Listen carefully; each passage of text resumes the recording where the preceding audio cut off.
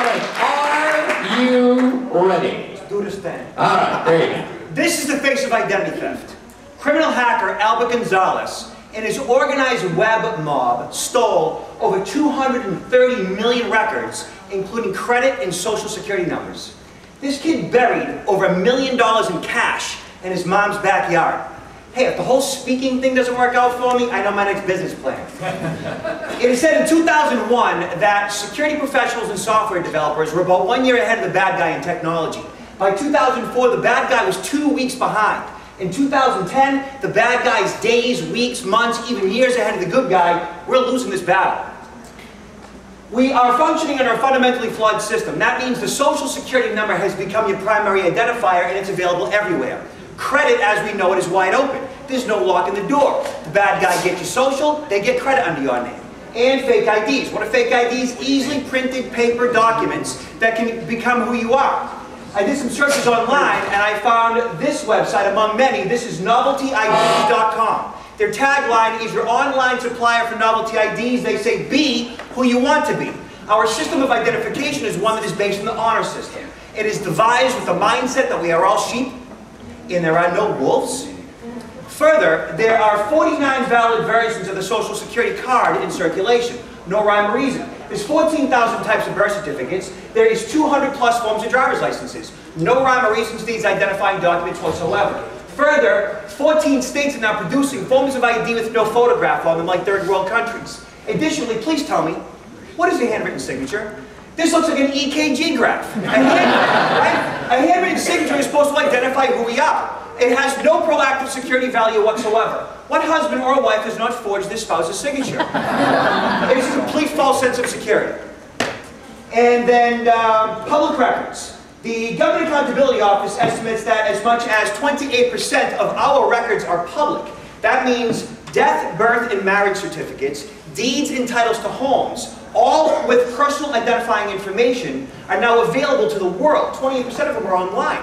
It used to be you had to go to the State House and City Hall to get these docs. Now they're everywhere. They're all over the internet. I did some searches online, and I found the quitclaim deed for Porter Goss. Who's Porter Goss? He's the former director of the CIA. Here is Porter Goss's signature, his social, his wife Mary. I blacked him out. This is their private information available online to the whole world. If the former director of the CIA social's online, where's yours? What's happening is enterprise networks are becoming harder. Enterprise networks are your big banks, your major corporations that invest millions in hardware and software and the information security professionals to protect their data on their servers, which essentially is our information that they harbor. And as enterprise networks spend all of this money and these resources, what's happening is unprotected networks are sniffed out by the hackers. Unprotected networks are the small to medium businesses, the moms and the pops.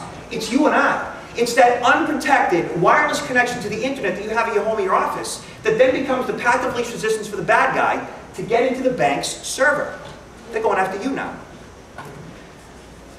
So what's happening is social media identity theft is when the bad guys use your social media to crack the code. They go to your Facebook page, they get your kids' names, your pets' names, your birth dates, your wife's and your mother's maiden name, and they use that information to answer the qualifying questions that you filled out when you signed up for online banking in that email program.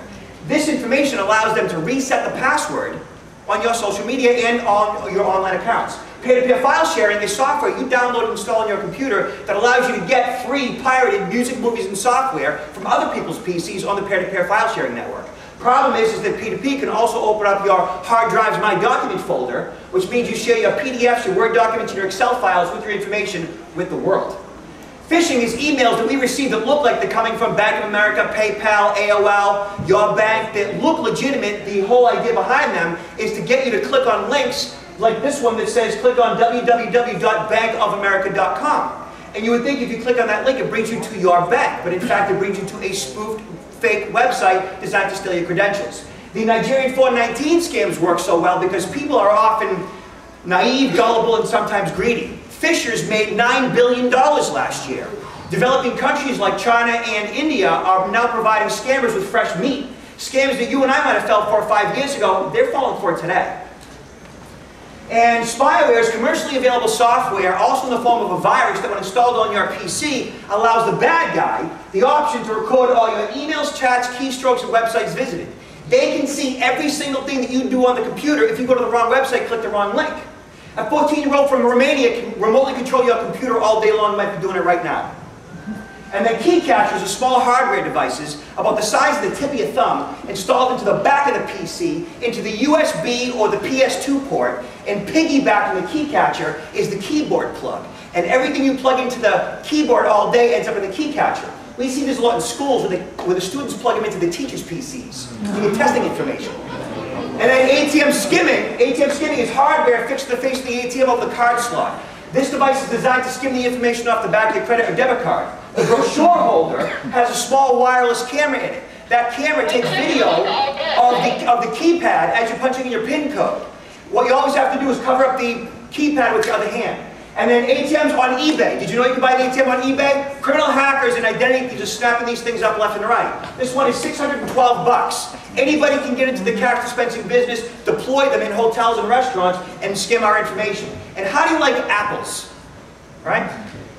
This ATM right here is sitting in my garage. I bought this off a guy named Bob at a bar in Boston for $750 off of Craigslist.